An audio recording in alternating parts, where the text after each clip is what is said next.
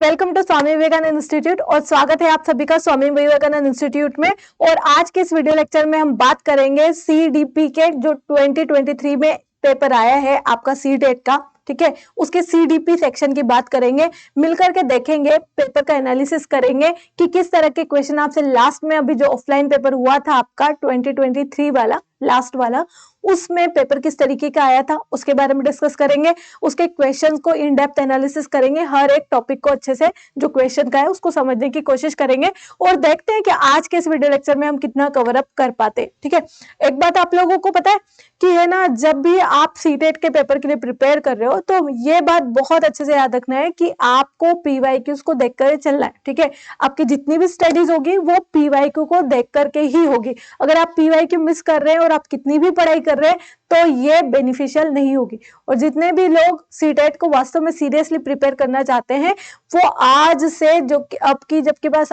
बहुत टाइम कम बचा हुआ है तो आपको अभी से तैयारी करना शुरू कर देना है। ठीक है, मैंने आपको पहले भी बताया, मैं वापस से बता रही हूँ कि आप अगर कॉन्सेप्ट क्लैरिटी के साथ में पीवाईक्यूज को अच्छे से कर लेंगे तो आप लोगों का सीटेट क्वालिफाई नहीं होगा, बहुत अच्छे से क्वालिफाई होगा। ठीक है, बात समझ आ रही है?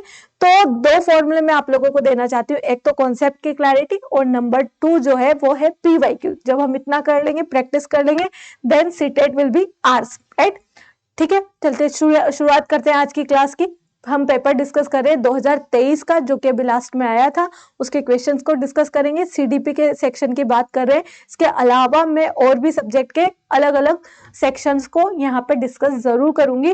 और अगर आपको इसके अलावा कुछ और मुझसे इंफॉर्मेशन चाहिए या सीटेट से रिलेटेड किसी टॉपिक में आपको कोई प्रॉब्लम है तो आप नीचे कमेंट सेक्शन में मेंशन कीजिएगा, हम उस पर बात जरूर करेंगे। देन चलिए स्टार्ट करेंगे हम सबसे पहले। तो ये है आपका 2023 का पेपर, ठीक है, जो कि अभी आया हुआ था। ठीक है, अभी हम इसको डिस्कस करेंगे। देखिए, सबसे पहले हम बात करेंगे क्वेश्चन नंबर 1 की। आपके स्क्रीन पे अगर आप लोगों को अच्छे से दिख रहा हो, ठीक है, तो क्वेश्चन नंबर 1 है आपका सीडीपी सेक्शन का। क्लियर? सीडीपी सेक्शन का क्वेश्चन नंबर 1 आपकी स्क्रीन पे है। नंबर 1 क्वेश्चन की जब हम बात करेंगे तो क्वेश्चन है आपका कि डिस्ग्राफिया इज अ, मतलब कि जो डिस्ग्राफिया है आखिर वो होता क्या है, इसके बारे में बताना है। ठीक है, आपके ऑप्शन है यहाँ पे, हिंदी में भी दिया हुआ है, देखिएगा। डिस्ग्राफिया क्या है, डिस्ग्राफिया इसके बारे में डिस्कस करना है। ठीक है, तो आपके जो ऑप्शन है यहाँ पर अगर आपको दिख रहा हो, ठीक है, तो ऑप्शन है आपका number 1, speech disorder characterised stuttering stuttering and errors in articulation. एक भाषा विकार है जो जिसकी विशेषता हकलाना और उच्चारण में त्रुटियां करना है। Number 1 option. नंबर 2 है आपका locomotor disorder characterised by gross motor impairment, यानी कि एक गतियुक्त विकार है जिसकी विशेषता स्थूल पेशीय बाधिता है। ठीक है, नंबर 3 पे आपका क्या है, न्यूरोलॉजिकल कोई डिसऑर्डर है, ठीक है, यानी कि एक तंत्रिकीय विकार है। ठीक है, characterised by trouble and in forming letters and shape, ठीक है, जिसकी विशेषता अक्षरों और आकृतियों को आकार में बनाने में कठिनाई होती है। ठीक है, psychological disorder characterised by lack of attention and impulsive behaviour, यह एक मनोवैज्ञानिक विकार है जिसकी विशेषता ध्यान का अभाव और आवेगशील व्यवहार है। बताइए इनमें से इसका ऑप्शन क्या होगा? ठीक है, चलिए, अगर आप लोगों को थोड़ा सा इसमें समझ आ रहा होगा, ठीक है, तो आप लोगों को याद रखना है कि जो आपकी ये वाला पार्ट है ये आपका इंक्लूसिव एजुकेशन का पार्ट है जिसमें हम लर्निंग डिसऑर्डर्स पढ़ते हैं। ठीक है, तो लर्निंग डिसऑर्डर में आपका है एक डिस्ग्राफिया। ठीक है, डिस्ग्राफिया में आपको ये याद रखना है, ग्राफ से याद रखना है।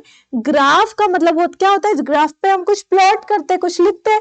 ठीक है, तो डिस्ग्राफिया जो है वो आपका एक तरह से राइटिंग का डिसऑर्डर है। ठीक है, यहाँ पे आपको राइटिंग में डिफिकल्टी आती है, तो उस हिसाब से अगर आपका देखा जाए तो कौन सा यहाँ पे सही बनेगा, ये एक न्यूरोलॉजिकल डिसऑर्डर है। ठीक है, जो जिसमें बच्चे को प्रॉब्लम होती है लेटर्स और शेप को बनाने में। आपको पता है जो डिस्ग्राफिया वाले बच्चे होते हैं वो बी और डी में डिफरेंस नहीं कर पाते, डॉग को गॉड लिख देते हैं।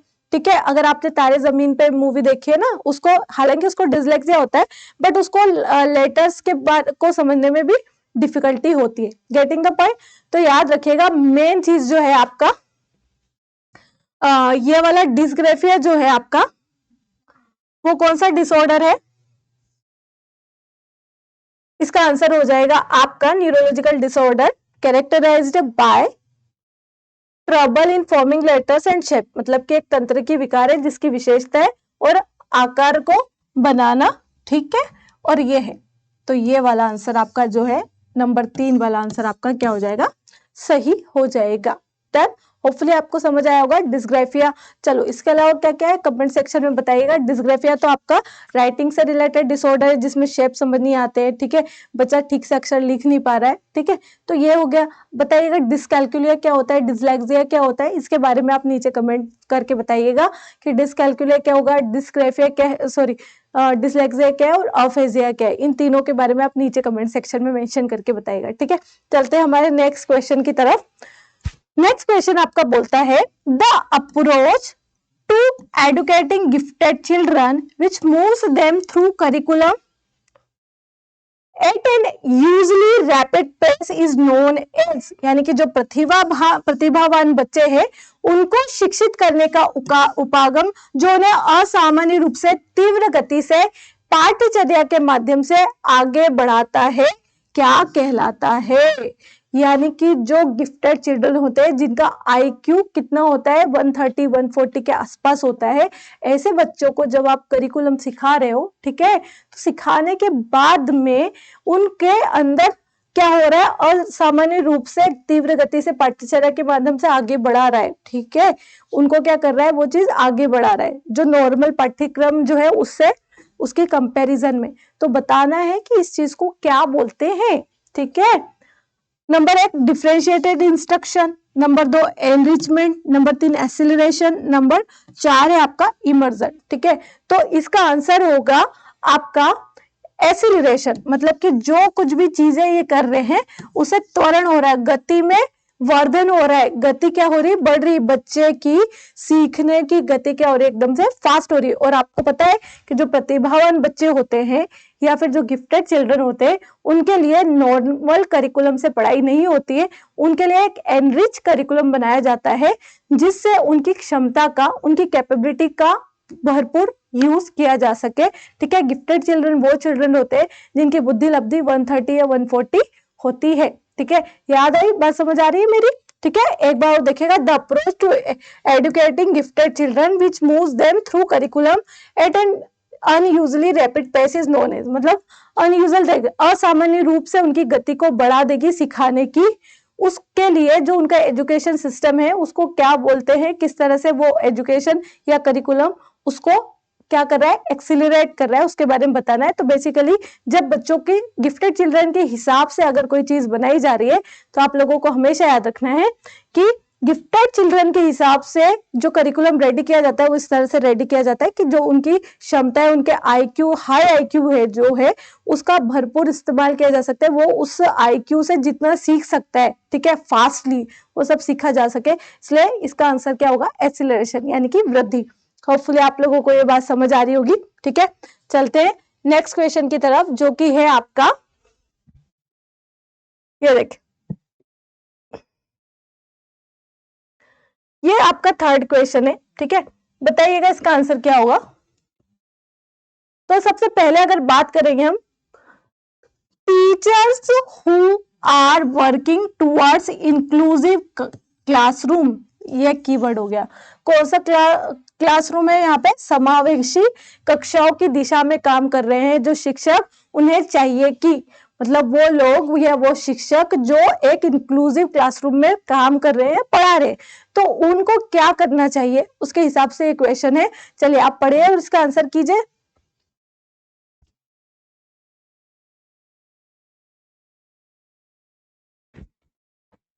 क्या होगा, सबसे पहले क्या दे रखा है, क्रिएट करिकुलम अडेप्टेशन, यानी कि पाठ्यचर्या में अनुकूलन करना है।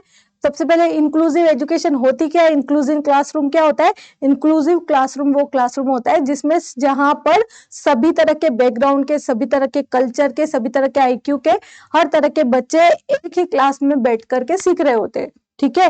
ये बात अपने दिमाग में रख करके इस बात का आंसर कीजिएगा। डन, चलिए वेरी गुड। तो अगर हम बात करेंगे तो teacher who are working towards inclusive classroom, ठीक है, क्रिएट करिकुलम अडेप्टेशन यानी कि पाठ्यचर्या में अनुकूलन करेंगे, डेफिनेटली करना पड़ेगा। क्यों? क्योंकि अगर आप करिकुलम में अडेप्टेशंस नहीं होंगे तो सारे बच्चों को आप उसमें इंक्लूड कैसे करेंगे, ठीक है। तो कुछ इस तरह से अडेप्टेशन करना है कि सारे के सारे बच्चे उसमें इंक्लूड हो सके, ठीक है। नंबर 2 क्या बोल रहा है वो, इनकॉर्पोरेट डाइवर्स पर्सपेक्टिव्स यानी कि विविध दृष्टिकोण को शामिल करना। वेरी गुड, ये तो होगा ही सही। अगर हम इंक्लूसिव का क्लासरूम की बात करें तो वहां पर डिफरेंट बैकग्राउंड के बच्चे, और अगर डिफरेंट बैकग्राउंड के बच्चे हैं तो वहां पर आपको सारे के सारे बच्चों को इंक्लूड करने के लिए सबके पर्सपेक्टिव को शामिल करना जरूरी हो जाता है, ठीक है। तो आपको यहाँ पे क्या करना पड़ेगा, डाइवर्स पर्सपेक्टिव को इनकॉर्पोरेट करना पड़ेगा, डेफिनेटली। नंबर 3 पे जब हम बात करेंगे, एग्जामिन देयर ओन इम्प्लिसाइड बायस यानी कि वो अपने स्वयं के अंतर्निहित पूर्वाग्रह की जांच करे। अगर टीचर खुद किसी बायस से घिरा हुआ है तो पहले वो अपने जो बायस है कि कौन सी चीज, जैसे फॉर एग्जाम्पल अगर एक पर्टिकुलर फेथ में आप विश्वास रखते हो, सामने वाला बच्चा उस अपोजिट फेथ का है, तो वहां पे आपको बायस होकर के बच्चे के साथ बिहेवियर नहीं करना है, ठीक है। वहां पे आपको, जब इंक्लूसिव एजुकेशन का क्लासरूम होगा तो उस क्लासरूम में आपके पास में सभी तरह के, सभी कल्चर के, सभी रिलीजन के, सभी रेसेस के बच्चे होंगे, तो आपको अपने बायस जो है पहले ही उसका क्या करना है, अच्छे से एनालिसिस करना है कि कहीं आप अपने बायस की वजह से, अपने फेथ में बहुत ज्यादा इंडल्ज हो जाने की वजह से किसी बच्चे के साथ में क्या नहीं कर रहे, उनकी लर्निंग में या उनके साथ में उनको शिक्षा देने में प्रॉब्लम तो नहीं क्रिएट कर रहे हैं आपके बायस। इस बात को आपको पहले ही सुनिश्चित करना है। उसके लिए आपको क्या करना पड़ेगा कि आपको अपना एग्जामिन करना पड़ेगा, ठीक है, अपने इम्प्लिसाइड बायस का, जो आपके अंदर अंतर्निहित है पूर्वाग्रह। अगर आपके अंदर पूर्वाग्रह है या बायसेस है तो आपको क्लास में जाने से पहले उन सबको साइड करके जाना है। और आप जब क्लासरूम में पढ़ाएंगे तो आप एक शिक्षक बनकर के पढ़ाएंगे, आप सभी के शिक्षक है, सारे ही बच्चों का, irrespective of their religion, irrespective of their faith, their culture, their background, their races, ठीक है, देयर सोसाइटी। तो आपको सभी को क्या करना है, इंक्लूड करना है। डन। चलिए अब आगे बात करेंगे हम, सी डाइवर्सिटी एज एन ऑब्स्टेकल। देखिए, डाइवर्सिटी को ऑब्स्टेकल के फॉर्म में देखना, मतलब कि जो विविधता है उसको बाधा के रूप में देखना। भाई आपने इंक्लूसिव क्लासरूम बनाया इसलिए ताकि आप सभी तरह के लोगों को शामिल कर सके, और अगर सभी तरह के बच्चों को आप शामिल कर रहे हो और अगर वो आपके लिए एक ऑब्स्टेकल है तो ये चीज तो कोई सेंस ही नहीं बनाती है, ठीक है, कि विविधता आपके लिए एक बायस होगी। तो यहाँ पे ये वाला ऑप्शन आपके लिए क्या हो जाता है, गलत हो जाता है। बात समझ आ रही है? तो बताइए इसके हिसाब से इसका आंसर क्या होगा, 1, 2 और 3, मतलब कि चौथा ऑप्शन आपका गलत होगा। देखिए कहाँ पे आंसर आ रहा है, ये रहा, 1, 2 और 3। तो आपका सेकेंड ऑप्शन क्या होगा, यहाँ पे सही होगा। ये इंक्लूसिव क्लासरूम का पार्ट है, इंक्लूसिव एजुकेशन वाला जो आपका पार्ट है सीडीपी में, ये उसका एक हिस्सा है, ठीक है। चलिए बढ़ते हैं नेक्स्ट क्वेश्चन की तरफ। अगर आप नेक्स्ट क्वेश्चन की तरफ बढ़ेंगे तो आपको दिखेगा, ये देखिए, ठीक है। चलिए फोर्थ क्वेश्चन की तरफ देखेंगे बच्चों।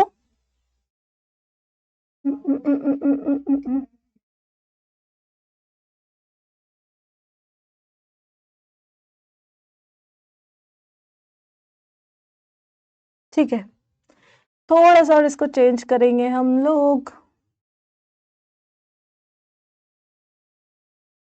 चलिए तो ये देखेंगे हम लोग। आप देखिएगा क्वेश्चन नंबर वाई, जबकि agencies of socialisation are predominantly important in infancy, agency of the socialization also become important in early childhood। ठीक है, कुछ इस तरह से पूछ रहा है, सामाजिकरण यानी कि सोशलाइजेशन से ये क्वेश्चन है आपका। उसमें आप लोगों को क्या बताना है कि आपके पास में जो सोशलाइजेशन की एजेंसीज है, ये वहां से क्वेश्चन आया हुआ है, ठीक है, कि अगर बच्चा इन्फेंसी में है तो किस तरह का सोशलाइजेशन उसके लिए इंपॉर्टेंट होता है, और अगर वो अर्ली चाइल्डहुड में है तो उसके बाद उसके लिए कौन सा सोशलाइजेशन की एजेंसी वैल्यू रखती है, उस पर क्वेश्चन है। एक बार विचार कीजिए और मुझे इसका आंसर कीजिए कि क्या होगा, करिए।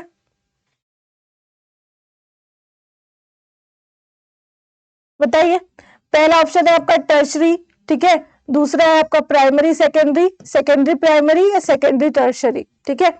चलिए सोचिए और विचार कीजिए, ये हिंदी में भी यहाँ पे दिया हुआ है। शैशवावस्था में सामाजिकरण की संस्थाएं प्रमुख रूप से महत्वपूर्ण है, जबकि प्रारंभिक बाल्यावस्था में सामाजिकरण की संस्थाएं भी महत्वपूर्ण हो जाती है, ठीक है। चलिए बताइए इसका आंसर क्या आएगा बच्चों, फटाफट से कमेंट सेक्शन में इसका आंसर करिए। तो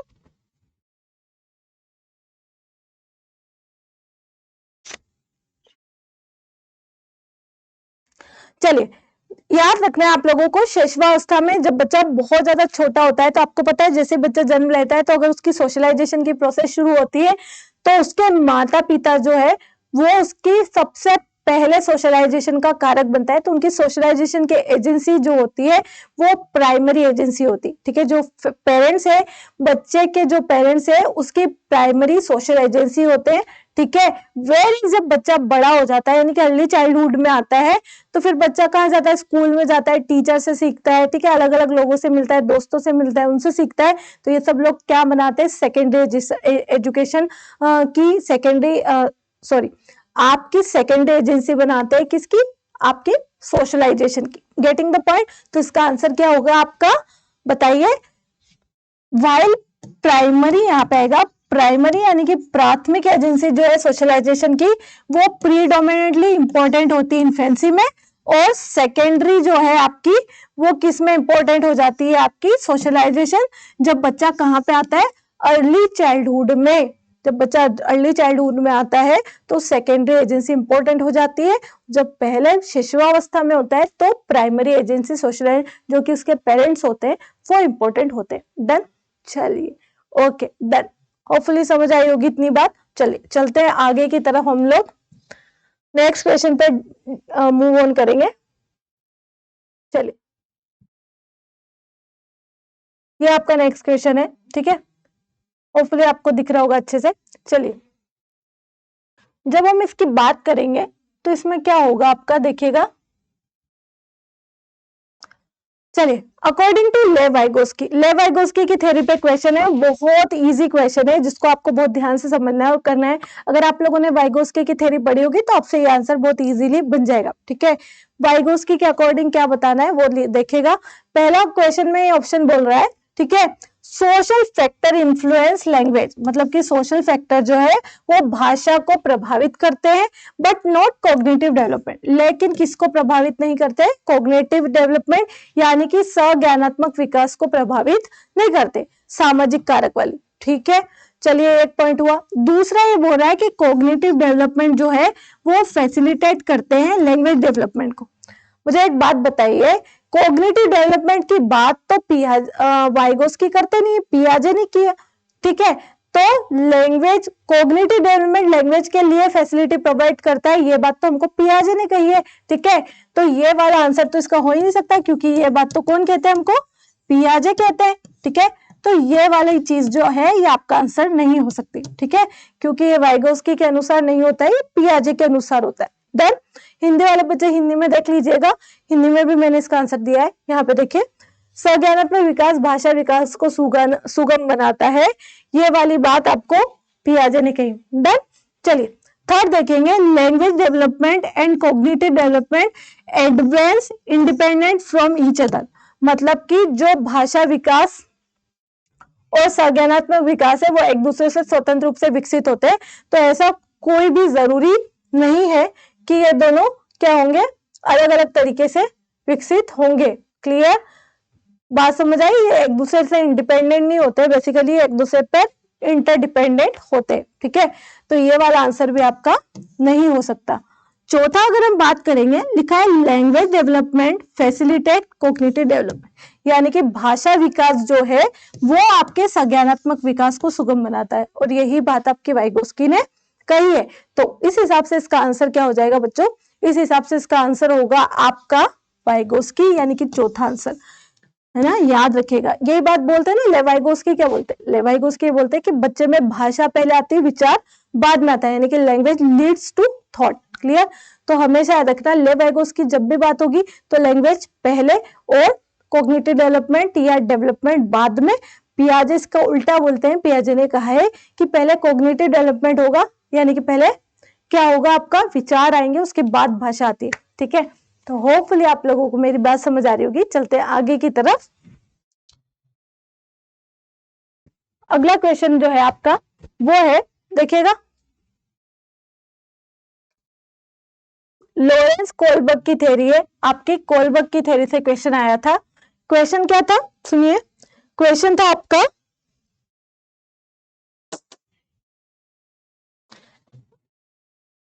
क्वेश्चन है आपका, eight which level of Lawrence Kohlberg moral reasoning do children typically believe the people should live up to the expectation of the society and behave in good ways? जब बच्चे जो है वो समाज की हिसाब से अच्छा ही, यानी कि जो समाज की अपेक्षा होती है अच्छे काम के लिए, अपने आप को उस तरीके से अच्छा बनाना शुरू कर देते। ये कोलबर्ग की जो आपकी थ्योरी है नैतिक विकास की, यानी कि मोरल डेवलपमेंट की, वहां से क्वेश्चन है। बताइए ऑप्शन के अकॉर्डिंग इसका आंसर क्या होगा। देखिए हिंदी में बात करें तो क्या बोल रहे हैं, लॉरेंस कोलबर्ग के नैतिक तर्क के किस स्तर पर बच्चे आमतौर पर मानते हैं कि लोगों को समाज की अपेक्षाओं पर खरा उतरना चाहिए और अच्छी तरीकों से व्यवहार करना चाहिए। ठीक है, कब होता है, जब सब बच्चे समाज की अपेक्षाओं के हिसाब से अच्छा व्यवहार करते हैं, तो वो बताना है। कौन कौन सी स्टेजेस है, post operational, pre conventional, conventional और प्री ऑपरेशनल लेवल। ठीक है, बताइए क्या होना चाहिए इसका आंसर।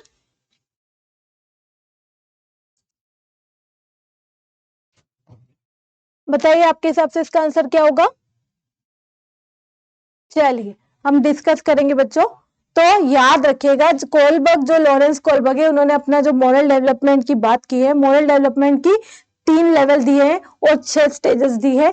कौन कौन सा, pre operational level, operational level, sorry pre conventional level, conventional level और पोस्ट कन्वेंशनल लेवल। ठीक है, तो जो यहाँ पे कन्वेंशनल लेवल की बात होगी, तो कन्वेंशनल लेवल में आप लोगों को याद रखना है कि उन्होंने ये बात कही थी कि बच्चा जो है वो समाज की अपेक्षाओं के हिसाब से अच्छा व्यवहार करता है, गुड बॉय गुड गर्ल, जो कि चौथी स्टेज है। ठीक है, और 5th स्टेज में आता है लॉ एंड ऑर्डर मेंटेन करता है आसपास में, कि सोसाइटी में जो लॉ एंड ऑर्डर है उनको बच्चा फॉलो करना शुरू करता है। किस लेवल में, कन्वेंशन यानी कि पारंपरिक स्तर पर। तो इसका आंसर क्या हो जाएगा, पारंपरिक स्तर यानी कि कन्वेंशनल लेवल।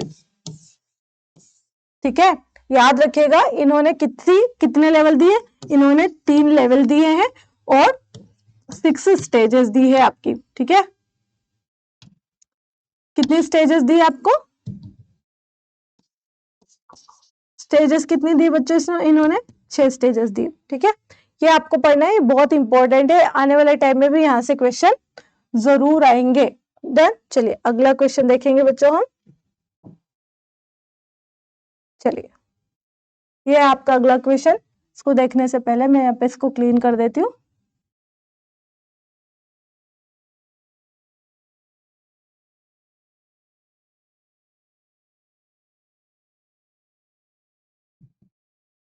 चलिए ओके, तो नेक्स्ट क्वेश्चन जो आपका क्वेश्चन नंबर 6 है, अगर हम इसकी बात करेंगे तो आप ये देखिए 6 क्वेश्चन हो गया। क्वेश्चन नंबर 7 देखिए, क्वेश्चन है आपकी स्क्रीन पे असर्शन और रीजन का।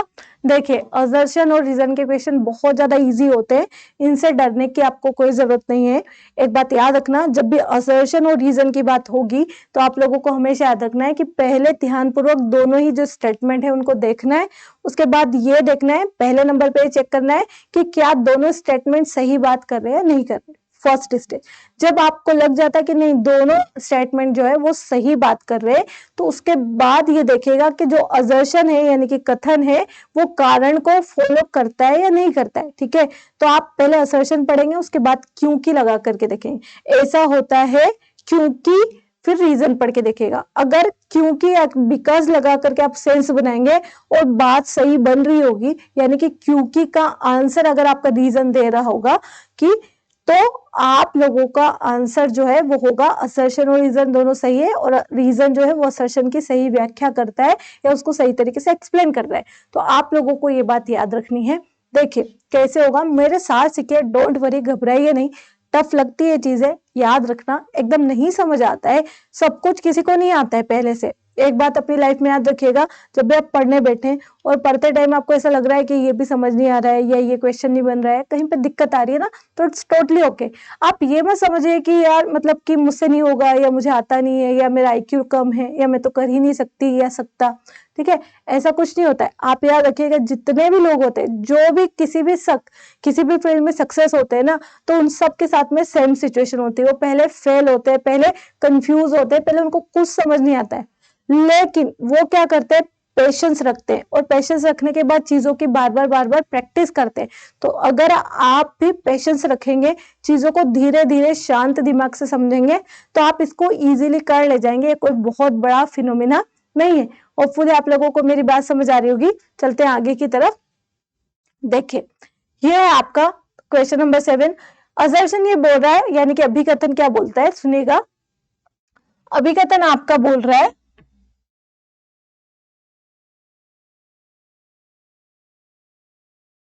ठीक है, अभिकथन आपका बोल रहा है, interaction with more knowledgeable others such as teachers and peers can provide the necessary support and guideline to help learner develop their understanding and skills। यानी कि शिक्षकों और साथियों जैसे अधिक जानकार या अन्य लोगों के साथ बातचीत करना शिक्षार्थियों को उनकी समझ और कौशल विकसित करने में मदद करने के लिए आवश्यक समर्थन और मार्गदर्शन करती है। ठीक है, कुछ समझ आ रहा है कहाँ से? वाइगोस्की की theory, MKO, more knowledgeable other. More knowledgeable other कौन होते हैं? वो लोग होते हैं जिनकी हेल्प से बच्चा अपना प्रोक्सिमल जब बच्चा अपना प्रोक्सिमल डेवलपमेंट को अचीव कर पाता है। ठीक है, बात समझ आई? क्लियर? जो बच्चे को स्कैफोल्डिंग देखते हैं, यानी कि टेम्परेरी हेल्प देते हैं। ठीक है, अभी मैं इसके साथ साथ थोड़ा सा वाइगोस्की के 2-3 टर्म्स आपको समझा दूंगी। देन चलिए, तो देखिए आपको क्या होगा। सबसे पहले तो याद रखिएगा कि इंटरेक्शन होता है किसके साथ में? मोर नॉलेजेबल अदर्स के साथ में। MKO बोलते हैं इसको। ठीक है, याद है आपको? ये MKO की बात कर रहा है। क्लियर? होपफुली समझ आ रही होगी। ठीक है, उसके बाद में रीजन क्या बता रहा है? सोशल इंटरेक्शन इज अ की component of learning and development. यानी कि जो सामाजिक संपर्क है वो सीखने और विकास का एक प्रमुख घटक है। अब आप दोनों पढ़िए और आपके हिसाब से बताइएगा कि क्या दोनों आंसर सेम सही तरीके से साउंड कर रहे हैं? बताइए, लगाइए दिमाग, क्या होगा?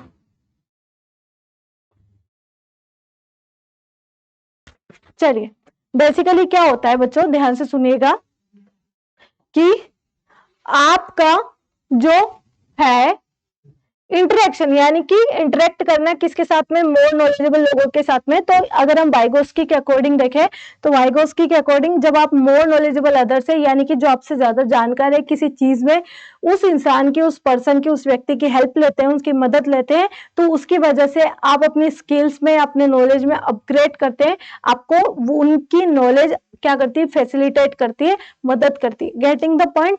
और इसका जो रीजन उन्होंने दिया है कि सोशल इंटरेक्शन जो है वो की कंपोनेंट है लर्निंग एंड डेवलपमेंट के लिए, तो डेफिनेटली ये बात भी सही है कि जब आप एक दूसरे से बातचीत करते हैं, ठीक है, तो बातचीत करके, इंटरेक्ट करके चीजों को बहुत ज्यादा अच्छे से सीखा जा सकता है एज कंपेयर टू अगर आप इंडिविजुअल कोई चीज सीख रहे हैं। ठीक है, तो दोनों ही चीजें सही है। और क्या इसकी बात को ये क्या कर रहा है? इसके रीजन को ठीक से एक्सप्लेन कर पा रहा है? सोचिए, तो सही है। याद रखेगा कि जब आपको शिक्षक और साथियों जैसे अधिक जानकार इन लोगों के साथ बातचीत आपकी होगी, तो उनके संपर्क से आपकी नॉलेज और स्किल बढ़ेगी, क्योंकि ये की कंपोनेंट है सीखने के लिए कि जब आप सोशल इंटरेक्शन करते हैं तो आपकी नॉलेज, आपकी जानकारी बढ़ती है। तो डेफिनेटली ये दोनों ही बातें क्योंकि लगाने के बाद भी सेंस कर रही है, इसलिए इसका आंसर क्या होगा आपका? Both A and R true and R is the correct explanation of A. Getting the point? Hopefully समझ आ गया होगा। बढ़ते हैं नेक्स्ट क्वेश्चन की तरफ, जो कि है आपका, देखिए क्वेश्चन नंबर 8 अगर आप देखेंगे तो आपको दिखेगा, सुनिएगा। What is the main goal of assessment? आपको बताना है कि असेसमेंट का मेन गोल क्या है। और अगर आप इस चीज को अच्छे से देखेंगे बोर्ड पे, ठीक है। तो आपको इसके 4 ऑप्शन दे रखे हैं। चलिए पहला ऑप्शन अगर हम पढ़ेंगे तो पहला ऑप्शन आप लोगों को दे रखा है to identify students who can be categorised as slow learner, यानी कि उन विद्यार्थियों की पहचान करना जिन्हें धीमे सीखने वाले बच्चों के रूप में वर्गीकृत किया जा सकता है। असेसमेंट मतलब आप लोगों को समझ आता है, आकलन करना बच्चों का, जो कुछ भी सीखा है उसके बारे में उनका असेस करना कि वो ठीक से सीखे या नहीं है। तो भाई ये वाला ऑप्शन तो कभी हो ही नहीं सकता। क्या कि भाई हम कैटेगराइज थोड़ी कर रहे हैं, हमको क्या डिस्क्रिमिनेशन थोड़ी ना कर रहे हैं स्लो लर्नर में, फास्ट लर्नर में, ठीक है। असेसमेंट का ये उद्देश्य तो होता ही नहीं है। जब नहीं होता है तो ये ऑप्शन नंबर 1 तो हो ही नहीं सकता डेफिनेटली। तो आपका ये वाला ऑप्शन तो गलत हो गया। दूसरा देखते हैं, to evaluate student performance and assign grades, यानी कि बच्चों के प्रदर्शन का मूल्यांकन करना और उन्हें ग्रेड देना, ठीक है। तो बेसिकली ग्रेड देना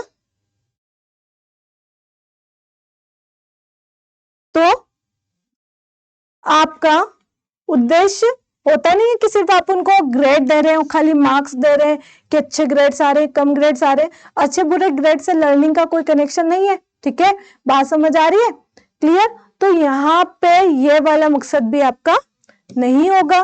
तीसरा देखेंगे, to provide feedback to student that can be use to improve their learning, ठीक है। और चौथा है, to compare student performance to a standard और बेंचमार्क, यानी कि विद्यार्थी के प्रदर्शन की तुलना एक मानक या तय पैमाने से करना, ठीक है। तो हम यहाँ पे बच्चे की परफॉर्मेंस की तुलना किसी स्टैंडर्ड मेजरमेंट से नहीं करना चाहते, तो चौथा वाला भी आपका ऑप्शन नहीं होगा। थर्ड वाला ऑप्शन आपका राइट होगा, क्योंकि ये आपको सही डेफिनेशन दे रहा है, ठीक है। क्या कर रहा है, हमको क्या करना है, बच्चों को फीडबैक देना है ताकि उसको ये बताया जा सके कि उसको उसकी लर्निंग में, सीखने में या अधिगम में कहाँ इंप्रूव करना है। तो बेसिकली ये वाली बात होगी आपकी। डन। चलिए अब चलते हैं नेक्स्ट क्वेश्चन की तरफ। आप देखिएगा जो नेक्स्ट क्वेश्चन है आपका 9th क्वेश्चन की बात करेंगे। इसमें देखिएगा, at which age can children engage in word play and like jokes and riddles that involve a play on words, ठीक है। कौन सी उम्र में बच्चा जो है शब्दों के खेल में शामिल होता है और चुटकुले और पहेलियों को पसंद करता है जिनमें शब्दों का खेल शामिल हो। बताइए, मतलब बच्चा वर्ड को सीखना और समझना कब शुरू कर देता है, बेसिकली ये क्वेश्चन है आपका। बताइए कौन सी स्टेज में होता है, क्लियर। अच्छा, अगर आप पियाजे की डेवलपमेंट की थ्योरी की बात करेंगे तो पियाजे की डेवलपमेंट की थ्योरी में क्या होता है बच्चों कि उसके कितने लेवल होते हैं, 4 लेवल, PCS, ठीक है। कौन कौन सा होगा, SPCF, ठीक है, 4 लेवल। सेंसरी, उसके बाद क्या होता है प्री ऑपरेशनल, 0 से 2, 2 से 7, 7 से 11 होते हैं।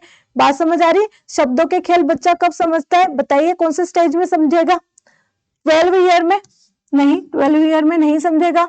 1 ईयर में, 1 साल में, 1 साल में नहीं समझता है बच्चा शब्दों के खेल को, ठीक है। 0 से 2 साल तो सेंसरी मोटर होती है, ठीक है।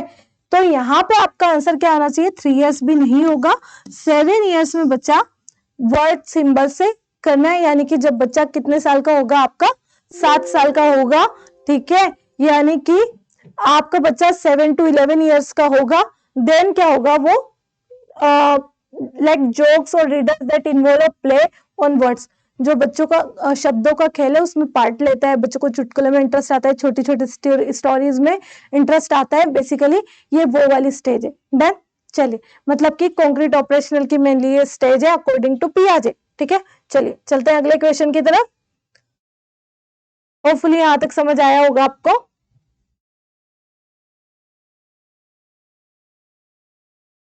चलिए नेक्स्ट क्वेश्चन आपकी स्क्रीन पे है, Carol Gilligan had criticised Kohlberg's theory of moral development. जो कैरोल गिलिगन है उन्होंने कोलबर्ग की थ्योरी को क्या किया था, कोलबर्ग के नैतिक विकास के सिद्धांत की आलोचना की थी।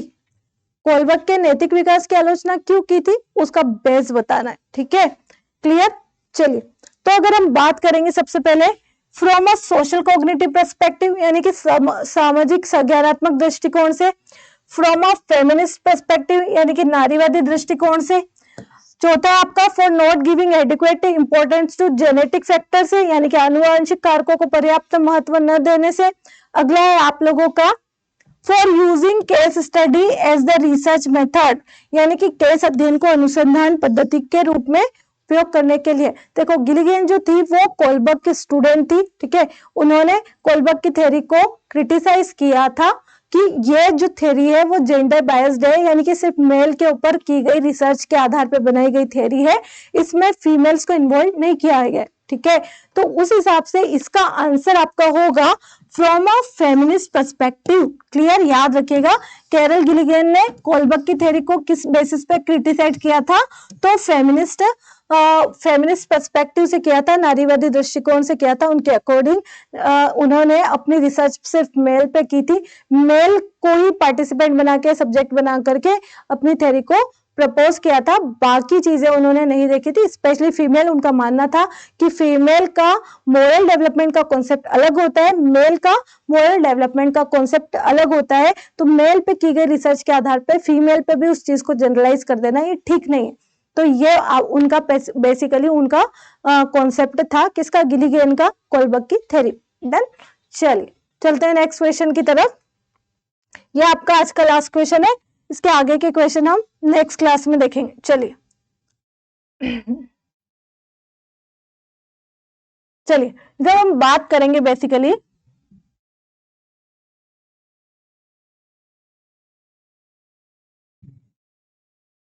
चलिए तो 11 क्वेश्चन आपकी स्क्रीन पे देखिएगा, क्या होगा इसका आंसर।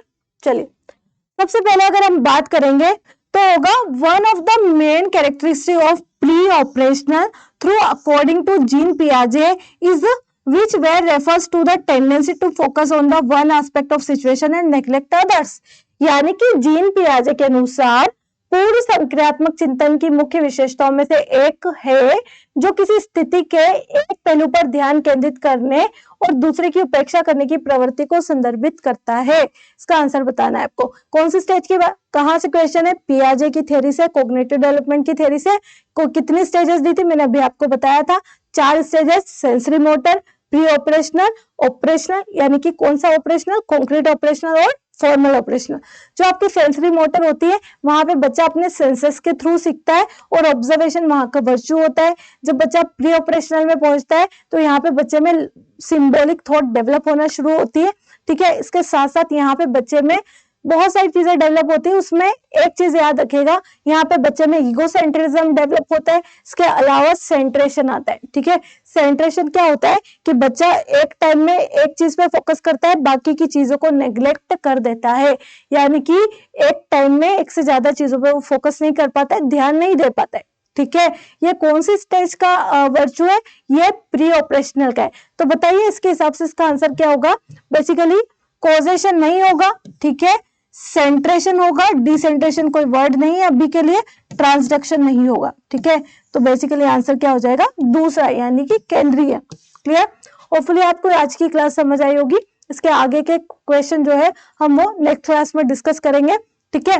और जुड़े रहिएगा, यहाँ से आप लोगों को बहुत ज्यादा अंडरस्टैंडिंग होगी कि आने वाला पेपर कैसा होगा। हम पूरा अच्छे से इसको एनालिसिस कर रहे हैं, definitely it will be help you a lot. Done, clear, चलिए मिलते हैं नेक्स्ट क्लास में, तब तक के लिए thank you so much for watching और keep learning, keep hard working. Stop कर दीजिए।